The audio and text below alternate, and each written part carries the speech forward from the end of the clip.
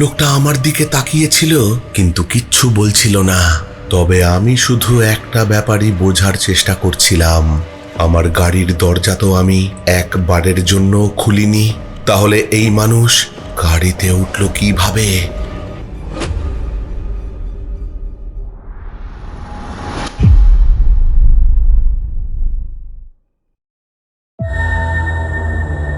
প্রেত পক্ষ এখানে স্বাভাবিক একটি বিভ্রম। সকলকে স্বাগত জানাচ্ছি প্রেতপক্ষের 419 নম্বর এপিসোডে। আশা করি তোমরা সকলে সুস্থ আছো, ভালো আছো। আর আজকে শনিবার রাত 10টা বেজে গেছে। তোমরা সকলে হেডফোন কানে লাগিয়ে প্রস্তুত হয়ে গেছো ভয় পাওয়ার জন্যে। আজকের এপিসোডে রাখছি দুটো ঘটনা। প্রথম ঘটনা পাঠিয়েছে সুশান্ত ঘোষ। বাসন্তী হাইওয়েতে কুরিয়ারের গাড়ি নিয়ে যাওয়ার সময় তার সাথে এক অদ্ভুত ঘটনা ঘটে, সেই নিয়েই তিনি লিখেছেন। আর দ্বিতীয় ঘটনা যিনি পাঠিয়েছেন তিনি তার নাম প্রকাশে অনিচ্ছুক, তবে তিনি নাম না প্রকাশ করে আমাদেরকে বহু ঘটনা পাঠিয়েছেন। বেশি দেরি করছি না, সরাসরি চলে যাচ্ছি আজকের প্রেতপক্ষের 419 নম্বর এপিসোডের প্রথম ঘটনায়। রাত 2টোর সময় বাসন্তী হাইওয়ে কেবল অন্ধকারই নয়, এটি এমন এক শূন্যতা যা শব্দকেও গিলে ফেলে। সেই রাতের কথা মনে পড়লেই আজও আমার হাতের তালু ঘেমে ওঠে, কারণ আমি নিজের চোখে এমন এক জিনিস দেখেছিলাম যার কোনো ব্যাখ্যা আজও খুঁজে পাইনি। রিয়ার ভিউ মিররের দিকে তাকাতেই আমার বুকের ভেতরটা হিম হয়ে গিয়েছিল। পেছনের সিটে কেউ একজন বসেছিল, আমি স্পষ্ট দেখেছিলাম, কিন্তু আয়নায় দেখা যাচ্ছিল কেবল খালি সিট। আর ঠিক তখনই আমার কানের কাছে খুব ধীরে কেউ যেন নিঃশ্বাস ফেলছিল। আমার নাম সুশান্ত ঘোষ, বয়স এখন 40-এর কাছাকাছি। প্রায় 12 বছর ধরে বিভিন্ন কুরিয়ার ও লজিস্টিক্স সংস্থার হয়ে গাড়ি চালাচ্ছি। কলকাতা থেকে জেলার বিভিন্ন প্রান্তে জরুরি পার্সেল পৌঁছে দেওয়া আমার প্রধান কাজ। চাকরিটা সহজ নয়, দিন রাতের ঠিক থাকে না, কখনো ভোর 4টে বেরোতে হয়, কখনো রাত 12টায়। তবে এত বছর রাস্তায় কাটিয়ে আমি একটা জিনিস শিখেছিলাম, রাতের রাস্তা দিনের রাস্তার মতো নয়। যে রাস্তা দিনের বেলায় দেখতে একরকম, রাতের বেলায় সে কখনোই একরকম নয়। দিনে যে পথ পরিচিত লাগে, রাতে সেই একই পথ সম্পূর্ণ অপরিচিত হয়ে যায়, বিশেষ করে এই বাসন্তী হাইওয়ে। যারা এই বাসন্তী হাইওয়ে রাস্তাটা চেনে তারা জানে এর এক বিশেষ চরিত্র আছে। একদিকে বিস্তীর্ণ জলাভূমি, অন্যদিকে দূরে দূরে ছড়িয়ে থাকা গ্রাম। রাত গভীর হলে রাস্তার দুই পাশ এমন অন্ধকার হয়ে যায় যেন মনে হয় পৃথিবীর শেষ প্রান্তে চলে এসেছি। 2002 সালের ডিসেম্বর মাসের ঘটনা। শীত তখন বেশ জেঁকে বসেছে। সেদিন রাত 12:30টার দিকে আমাকে একটি জরুরি মেডিকেল কনসাইনমেন্ট পৌঁছে দিতে বলা হয়। গন্তব্য ছিল গোসাবার কাছে একটি বেসরকারি স্বাস্থ্য কেন্দ্র। পরদিন ভোরের আগে ওষুধগুলো পৌঁছানো জরুরি ছিল। আমি তখন তপসিয়ার গুদাম ঘরে ছিলাম। সুপারভাইজার বললেন, সুশান্ত দা, একটু কষ্ট করে আজ রাতেই যেতে হবে। আমি হেসে বলেছিলাম, নো প্রবলেম, রাতের ডিউটি তো নতুন নয়। তখনও জানতাম না কয়েক ঘন্টা পর আমার জীবনের সবচেয়ে ভয়ঙ্কর অভিজ্ঞতার মুখোমুখি হতে চলেছি। রাত 1টা নাগাদ আমি রওনা দিলাম। গাড়িটা ছিল ছোট্ট আকারের কুরিয়ার ভ্যান। ইঞ্জিন ভালো, নতুন সার্ভিসিং করানো হয়েছিল। রেডিওতে হালকা গান বাজছিল। প্রথম দিকের রাস্তা মোটামুটি ব্যস্তই ছিল। বাইপাস পেরিয়ে ধীরে ধীরে শহরের আলো পেছনে ফেলে এগোতে লাগলাম।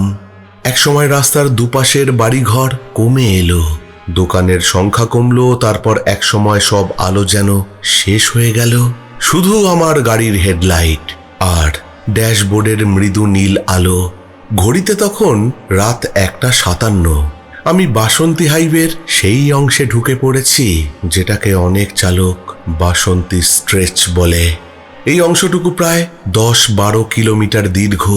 মাঝরাতে এখানে কাউকে দেখা যায় না বললেই চলে।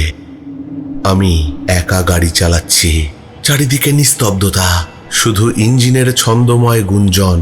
কিছুক্ষণ পর আমার মনে হলো গাড়ির ভেতরের তাপমাত্রা অদ্ভুতভাবে কমে যাচ্ছে। হিটার চালু ছিল, তবুও যেন কনকনে ঠান্ডা। প্রথমে ভাবলাম শীতের রাত, স্বাভাবিক ব্যাপার, কিন্তু কয়েক মিনিটের মধ্যেই বিষয়টা অস্বাভাবিক লাগতে শুরু করলো। আমার নিঃশ্বাস থেকে ধোঁয়ার মতো বাষ্প বেরোতে লাগলো।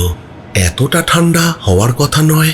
আমি ড্যাশবোর্ডে তাপমাত্রা পরীক্ষা করলাম, সব তো স্বাভাবিক, কিন্তু শরীর বলছিল অন্য কথা। আমার হাতের আঙুল শক্ত হয়ে আসছিল। ঠিক তখনই চোখের কোণে কিছু একটা দেখতে পেলাম। রাস্তার বাঁদিকে দূরে একটা মানুষের মতো অবয়ব স্থির হয়ে দাঁড়িয়ে। আমি সরাসরি তাকাইনি। রাতের ড্রাইভিংয়ে অনেক সময় চোখ ধাঁধিয়ে যায়। ছায়াকে মানুষ বলে ভুল হয়, তাই নিজেকে বোঝালাম এটা ভ্রম।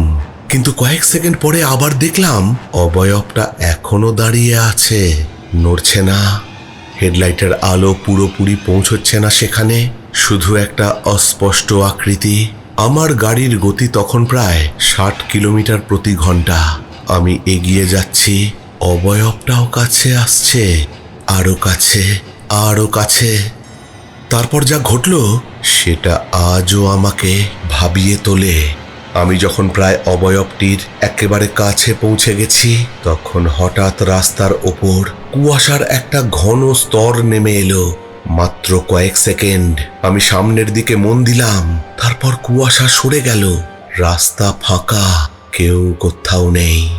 আমি স্বস্তির নিঃশ্বাস ফেললাম, ভাবলাম যাক বাবা, ভুল দেখেছি। ঠিক সেই মুহূর্তে আমার বাঁ পাশের সিট থেকে একটা শব্দ এলো, কেউ যেন সিটে বসে নড়াচড়া করছে। আমার সমস্ত শরীর জমে গেল, কারণ আমি জানতাম গাড়িতে আমি ছাড়া আর কেউ নেই। আমি ধীরে ধীরে মাথা ঘুরিয়ে পাশের সিটের দিকে তাকালাম, সেখানে কেউ নেই। আমি ধীরে ধীরে মাথা ঘুরিয়ে পেছনের দিকে তাকাতে আমি দেখলাম সেখানে একটা অবয়ব বসে আছে।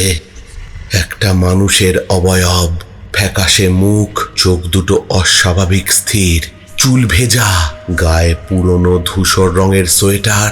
আমি ব্রেক কষতে গিয়েও ব্রেক মারতে পারলাম না, আমার পা অবশ হয়ে গিয়েছিল। লোকটা আমার দিকে তাকিয়েছিল, কিন্তু কিচ্ছু বলছিল না। তবে আমি শুধু একটা ব্যাপারই বোঝার চেষ্টা করছিলাম, আমার গাড়ির দরজা তো আমি একবারের জন্য খুলিনি, তাহলে এই মানুষ গাড়িতে উঠল কিভাবে? কেউ গাড়িতে উঠলে সেটা বোঝা যায়, কিন্তু আমি তো কিছুই শুনিনি, কিছুই বুঝিনি। যেন সে গাড়ির মধ্যে হঠাৎ অস্তিত্ব লাভ করেছে। আমি কাঁপা গলায় বললাম, কে আপনি? কোনো উত্তর নেই। সেই অবয়বটা জানলার বাইরে তাকিয়ে রইল। আমি আবার বললাম, আপনি গাড়িতে উঠলেন কিভাবে? এবারেও সম্পূর্ণ নীরবতা। আমি নিজেকে বোঝানোর চেষ্টা করলাম, হয়তো মানসিক ক্লান্তি, হয়তো ঘুম পাচ্ছে, হ্যালুসিনেট করছি। কিন্তু না, লোকটার উপস্থিতি এতটাই বাস্তব ছিল যে আমি তার শরীর থেকে আসা ভেজা মাটির গন্ধও পাচ্ছিলাম। ঠিক তখনই আমি রিয়ার ভিউ মিররের দিকে তাকালাম, আর আমার পৃথিবী যেন থেমে গেল।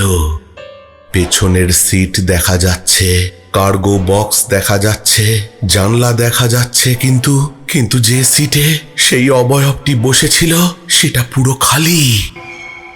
আমি দ্রুত সাইড মিররে তাকালাম, সেখানেও কিচ্ছু নেই। আবার আমি সিটের দিকে তাকাতেই দেখি লোকটা বসে আছে অপরিবর্তিত অবস্থায়, স্থির, নিঃশব্দ। আমার মস্তিষ্ক যেন কাজ করা বন্ধ করে দিল। আয়নায় নেই, বাস্তবে আছে, এটা কিভাবে সম্ভব? আমি কয়েকবার চোখ বন্ধ করলাম, আবার খুললাম, কিচ্ছু বদলালো না। লোকটা এক জায়গাতেই বসে আছে। আমি চুপচাপ গাড়ি চালাচ্ছি। ঠিক সেই সময় একটা কণ্ঠস্বর শোনা গেল। পেছন থেকে কেউ বলল, পথটা শেষ হয় না। আমি কিছু বুঝলাম না। যে জিনিসটা আমার গাড়িতে বসে আছে, মানুষ বলবো নাকি প্রেত আমি জানি না। সে প্রথমবার কথা বলল। আমি জিজ্ঞাসা করলাম, মানে? সে আবার বলল, পথটা শেষ হয় না। আমার কানের মধ্যে কিছু হচ্ছে কিনা আমি জানি না, তবে আমি বুঝতে পারলাম যে আমার কানে যে গাড়ির ইঞ্জিনের শব্দ আসছে সেটা যেন বদলে যাচ্ছে। মনে হচ্ছে ইঞ্জিন নয়, কোনো ফ্যাক্টরির বড় মেশিন চলছে।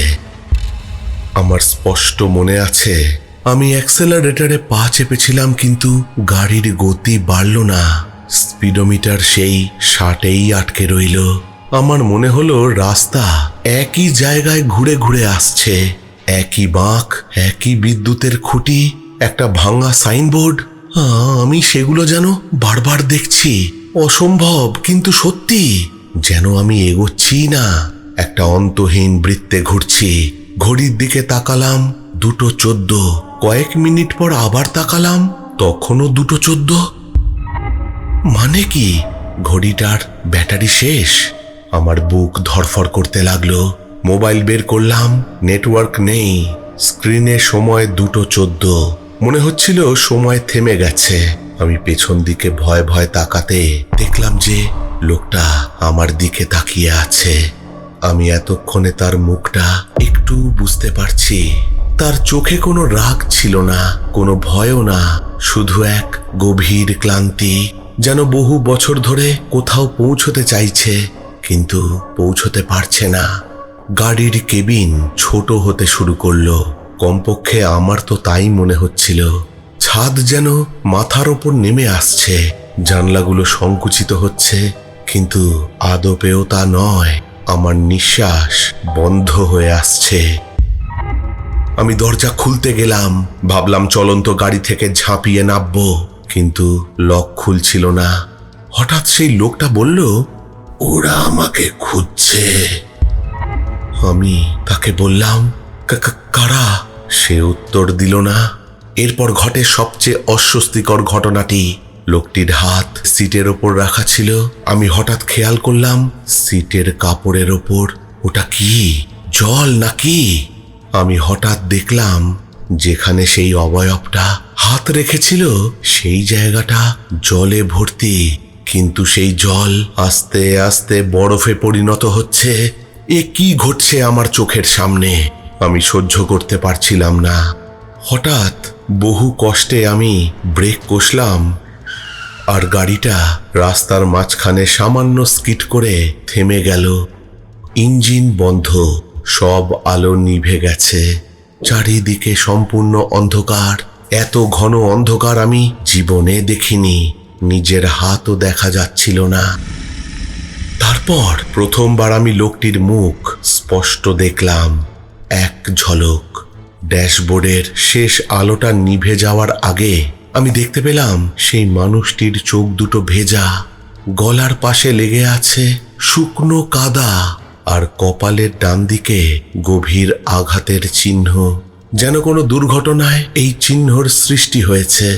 সে ফিস ফিস করে বলল, আমি আসি। আমি কাঁপা গলায় বললাম, কোথায় যাচ্ছেন? সে জানলার বাইরে ইশারা করলো।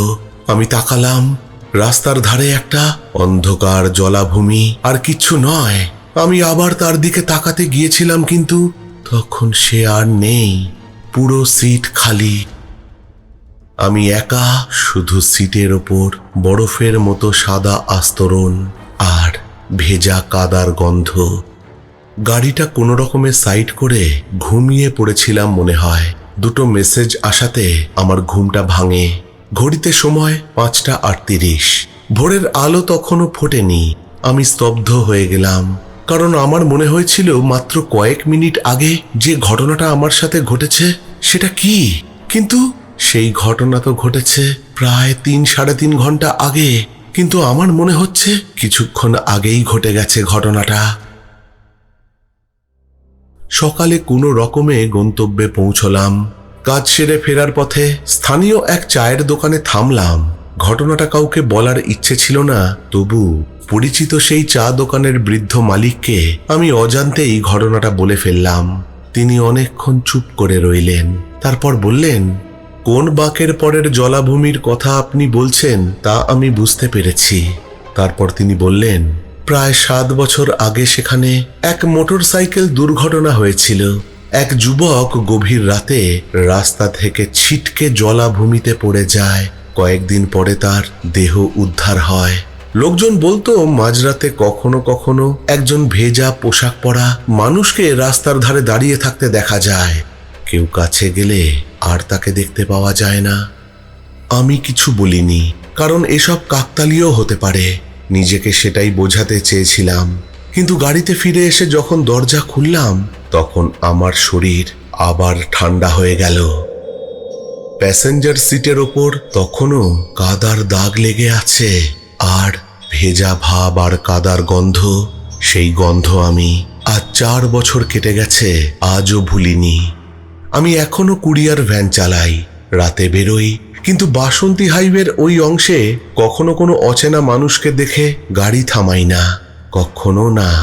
কারণ আমি আজও জানি না সেদিন আসলে কি হয়েছিল। হয়তো দীর্ঘ ড্রাইভের ক্লান্তি, হয়তো মানসিক বিভ্রম, হয়তো সময়ের কোনো অদ্ভুত ফাঁদ, অথবা হয়তো সত্যিই একজন যাত্রী আমার পাশে বসেছিল, যে কিনা বহু বছর ধরে নিজের গন্তব্য খুঁজে পাচ্ছে না।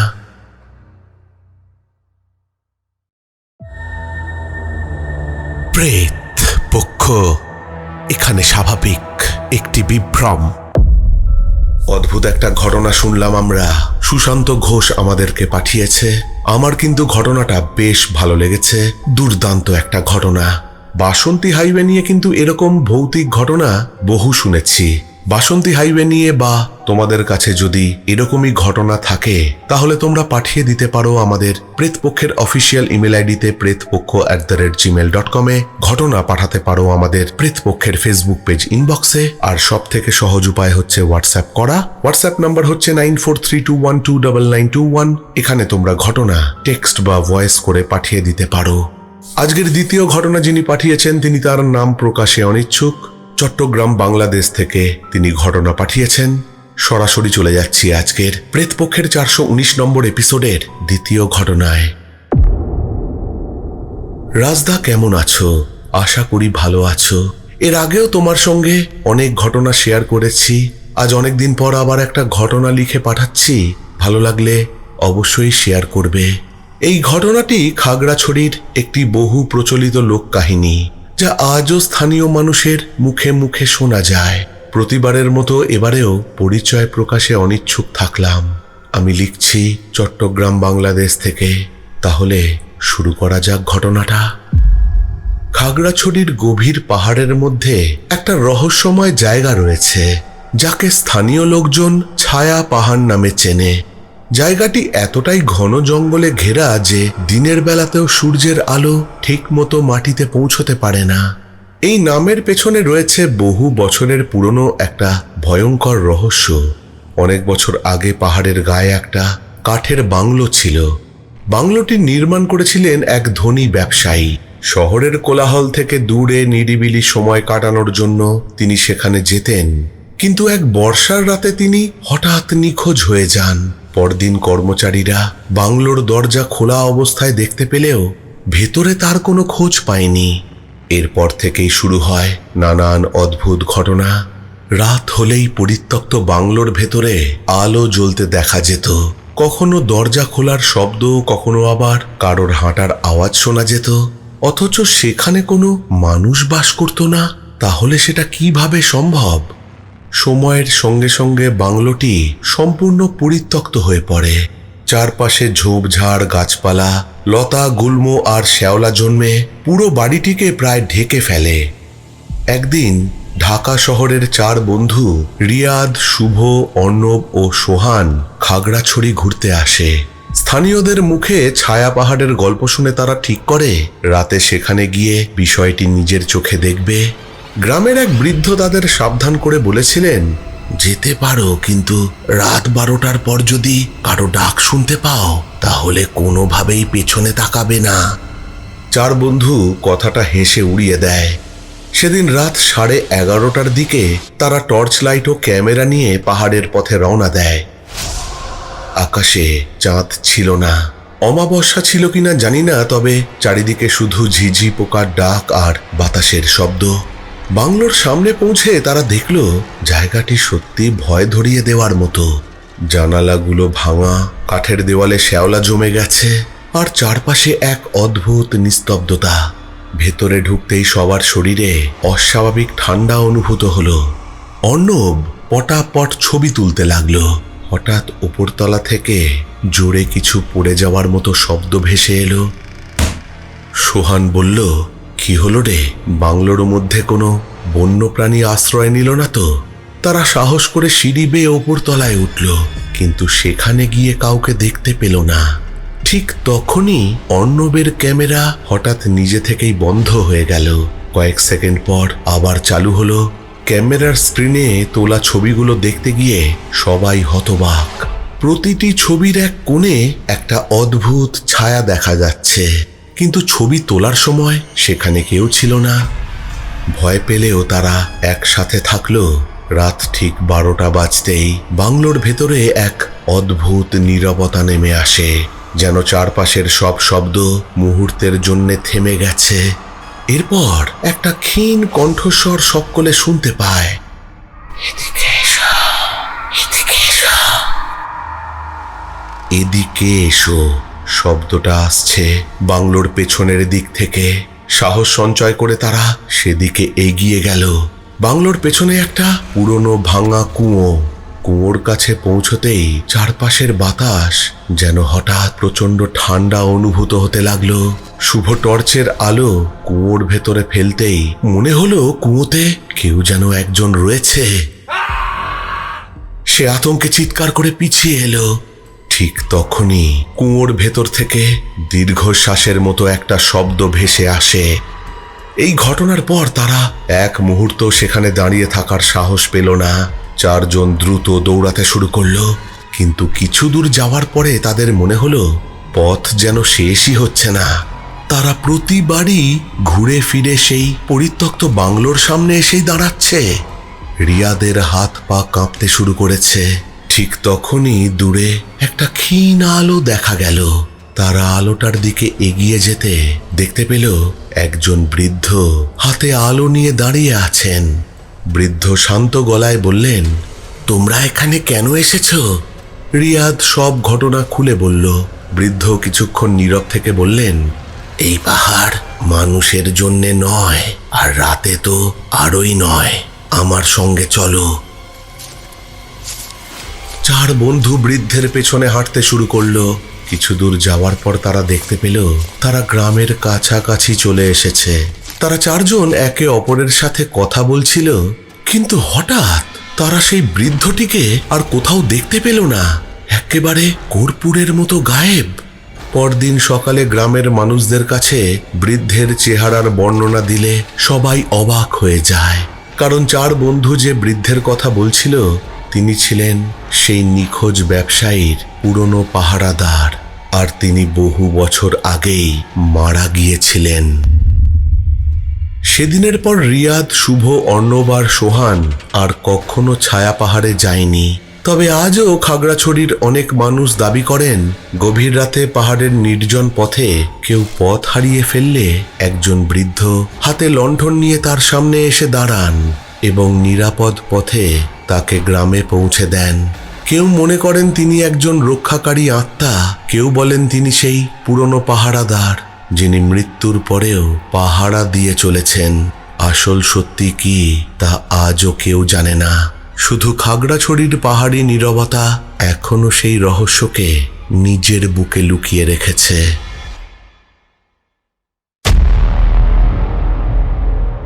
হ্যালো রাজদা, আমি রুমি বলছি। আপনি আমাকে পজিটিভ রেসপন্স করেছেন, সেই জন্য আমি আমার সাথে ঘটে যাওয়া যে ঘটনাটা সেটা আমি আপনাকে শেয়ার করছি। আমাদের প্রেতপক্ষর বন্ধুদেরকে শোনাবেন যদি ভালো লাগে। আমার তখন 9 বছর বয়স। আমি কাশীপুর ইংলিশ স্কুলে পড়তাম। সেই সময় আমরা দমদমের স্টেশনের কাছে একটা জায়গায় থাকতাম। আমাদের নিজেদের বাড়ি ওখানে ছিল। তো বাড়ির সামনে আমাদের খুব সুন্দর একটা বিশাল বড় একটা পুকুর ছিল, যেই পুকুরের মানে জল না গরমকালেও কখনো শুকোতো না। আর তার চারধারে বিশাল বড় বড় সুন্দর কৃষ্ণচূড়ার গাছ ছিল। তো ভীষণই মনোরম পরিবেশ। ছোটবেলাতে আমি তাতে বড় হয়ে উঠেছি। তো একবার কি হলো যে গ্রীষ্মকালের আমাদের মানে সামার ভ্যাকেশনটা যেদিন পড়তো গরমকালেতে, তো সামার ভ্যাকেশনের পড়ার আগের দিন মানে যেদিন মানে যবে থেকে আরম্ভ হবে তার আগে লাস্ট ফ্রাইডেটাতে আমাদের ওই টিচার আর গার্জেনদের সাথে মিটিং হতো। তো সেই মিটিংটা হলে আমাদের সেদিন হাফ ছুটি হতো।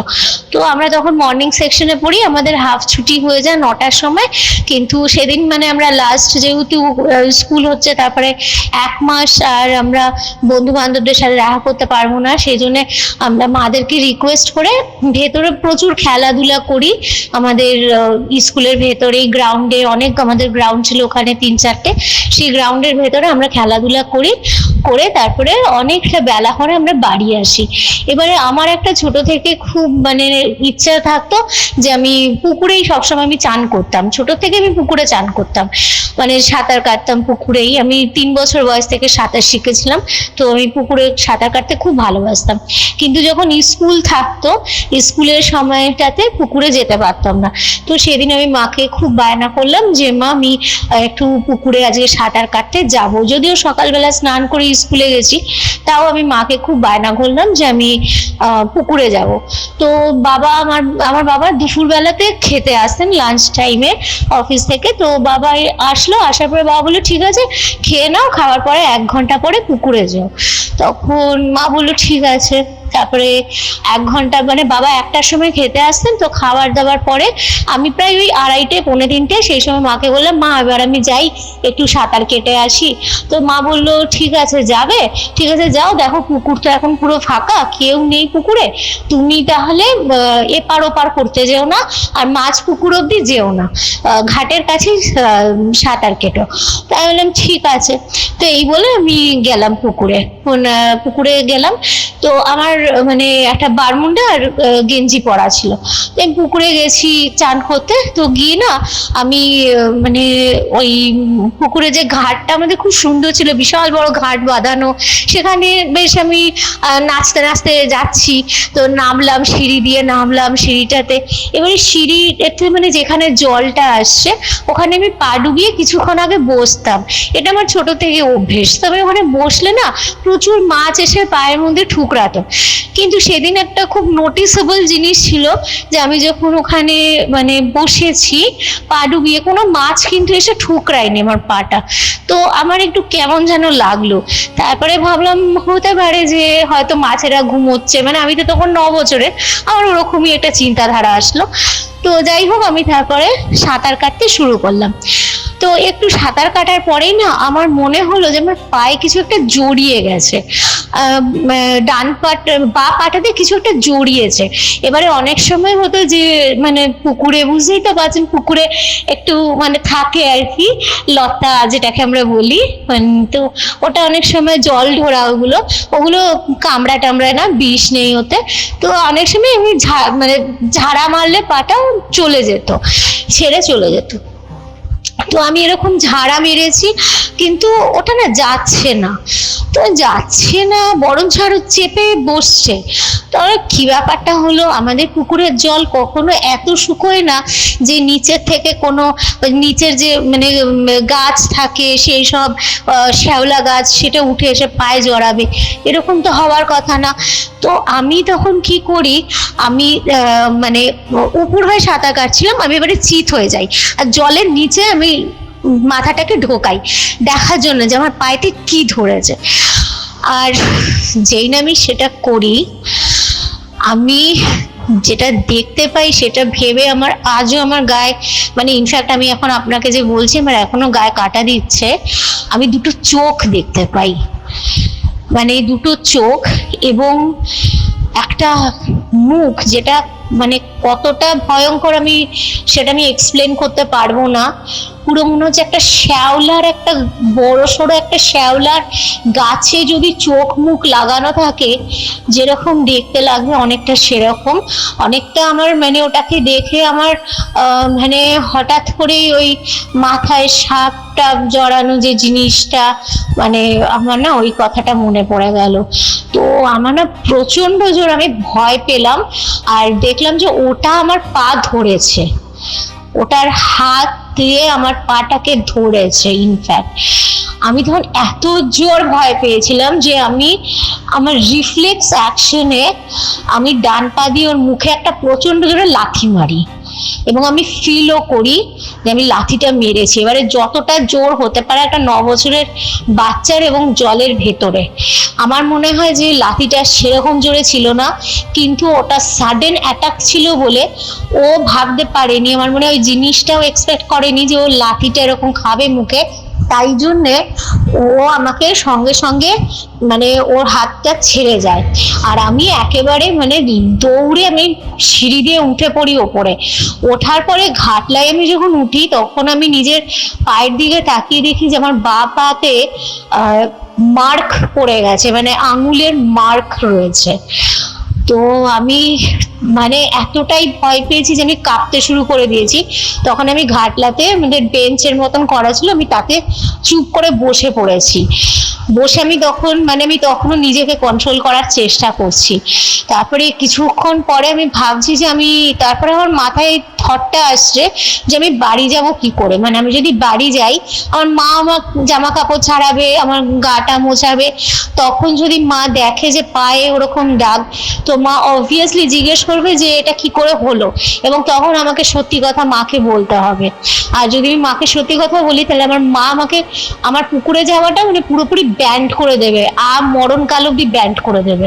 তো আমি সেটা মাকে বলতে পারবো না। তো আমি খালি ভাবছি যে আমি ওটাকে কিভাবে মা থেকে লুকাবো বা কি করব। বসে আছি বেশ মানে 10-15 মিনিট পরে হঠাৎ করে তাকিয়ে দেখি যে মানে দাগগুলো অদৃশ্য হয়ে যাচ্ছে, দাগগুলো আস্তে আস্তে একটা একটা করে অদৃশ্য হয়ে যাচ্ছে। তো সেটা দেখে আমার একটু কারেজ ফিরে আসলো আমার মনে, যে না ঠিক আছে, এবারে যদি মা মানে দেখেও মা বুঝতে পারবে না।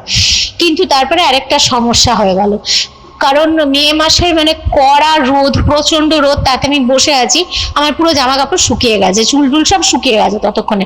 এবার আমি ভাবছি আমি এরকম শুকনো জামা কাপড় নিয়ে যদি বাড়িতে যাই তখনও তো মা প্রশ্ন করবে যে কি রে তুই সাঁতার কাটতে গিয়ে শুকনো জামা কাপড় নিয়ে বাড়ি এলি কি করে। তো আমি এরকম ভাবছি কি করব। তো এমন সময় আমাদের ওই 3:30 এরকম 3:30 সময় একজন দিদা ছিলেন, উনি ওই টাইমে চান করতে আসতেন পাশের পাড়া থেকে, আমাকে চিনতেন, খুব ভালো মতনই চিনতেন। তো ওই দিদাটা দেখি এসেছে, ওই দিদাটা আমাকে জিজ্ঞেস করছে কিরে তুই এখানে বসে আছিস, জলের পোকা জলের বাইরে কি করছে, মানে উনি ভালোই জানতেন যে আমি পুকুরে নামলে আর উঠতে চাইতাম না। তো আমি এমনি হাসলাম, আমি বললাম না এই তো স্কুল থেকে এসছে, নামবো যাচ্ছি, এরকম বলেছি ওনাকে। তো উনি আস্তে আস্তে করে জলে নেমে গেলেন। আমি ওয়েট করছি যে জলে নেমে মানে ওনাকে কি ওই জিনিসটা ধরে বা কি করে, আমি একটু অবজার্ভ করছি বসে বসে। তারপরে দেখলাম যে কিছু হলো না। তখন আমি আস্তে আস্তে সাহস পেলাম, আমিও মানে আস্তে আস্তে ওনার পাশে নামলাম, নেমে আমি একদম 2খানা ডুব দিয়ে আমি উঠে পড়েছি। তখন উনি বলছেন যে কি রে বাবা আজকে তোর এত তাড়াতাড়ি স্নান হয়ে গেল, এদিকে অন্য সময় তো তোকে মানে তোর মার এসে রীতিমতো মানে লাঠি সোটা নিয়ে এসে তোকে তুলতে হয় পুকুর থেকে, আজকে এত তাড়াতাড়ি। আমি বললাম না স্কুল করে এসেছি তো ঘুম পাচ্ছে, টায়ার্ড লাগছে, ওই জন্য বাড়ি চলে যাচ্ছি। তো উনি আর কিছু ওটাকে মানে নিয়ে আর কিছু জিজ্ঞেস করেননি। তো আমি ওইভাবে বাড়ি চলে এসেছি। তো ঘটনাটা যদি এখানে শেষ হয়ে যেত তাহলে মানে খুবই বোধহয় ভালো হতো, কিন্তু ঘটনাটা এখানে শেষ হয়নি।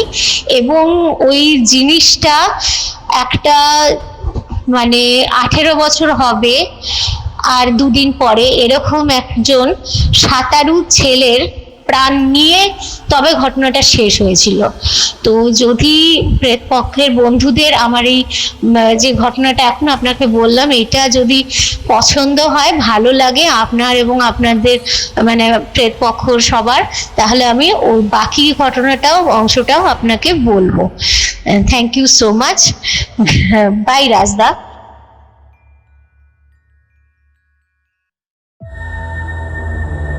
প্রেত পক্ষ এখানে স্বাভাবিক একটি বিভ্রম। দুর্ধর্ষ একটা ঘটনা শুনলাম, আমার কিন্তু ঘটনাটা বেশ ভালো লেগেছে। তোমাদের কিরকম লাগলো ঘটনাটা অবশ্যই কমেন্ট করে জানাতে ভুলবে না। অবশ্যই সাবস্ক্রাইব করে জয়েন করে যাও আমাদের পরিবারে যারা নতুন আমার ঘটনা শুনছো। আর যারা পুরনো শ্রোতা তাদেরকে তো কিছু বলারই নেই। তাদের সাপোর্ট, তাদের ভালোবাসার জন্যেই প্রেতপক্ষ গুটি গুটি পায়ে পথ চলছে। তোমরা একটু বেশি করে আমাদের ঘটনা শেয়ার করে দিও যদি তোমাদের ঘটনা ভালো লাগে, আর হাইপ বাটন প্রেস করতে ভুলবে না। চলে এসেছি একেবারে এপিসোডের শেষে, চলে যাব একটু শাউট আউটের দিকে। শঙ্করী সরকার লিখেছে, কিছু বলার নেই, দুটো ঘটনাই খুব সুন্দর, আমি রাতে শুনতে সাহস পাই না, তাই দিনে শুনি। কমেন্ট করেছে শ্যামল মিত্র, লিখেছে দুটো ঘটনাই খুব ভালো, রোমাঞ্চকর। কমেন্ট করেছে মোহাম্মদ মঞ্জু ভুঁইয়া। সুতপা নাগ লিখেছে অসাধারণ একটা এপিসোড। কমেন্ট করেছে মিঠু পাত্র, শেখ ইসমাইল। সমীর সরকার লিখেছে হাই রাজদা, চলে আসলাম তোমার ঘটনা শুনতে। কমেন্ট করে দিয়েছি লাইক শেয়ার, ঘটনা শুনে করব। কমেন্ট করেছে রুমি রয়, বুবুন ঘোষ আর অজন্তা হোর। এই সব কটা কমেন্টই এসছে অতল কূপের ডাক, কে উঠে আসতো সেই কুয়ো থেকে, প্রেতপক্ষের 417 নম্বর এপিসোডকে উদ্দেশ্য করে। তাহলে আজকের মতো এখানেই শেষ করছি। ফিরে আসবো পরের সপ্তাহে নতুন কোনো ঘটনা নিয়ে। ততক্ষণের জন্য তোমরা সকলে ভালো থেকো। Love you all, tata.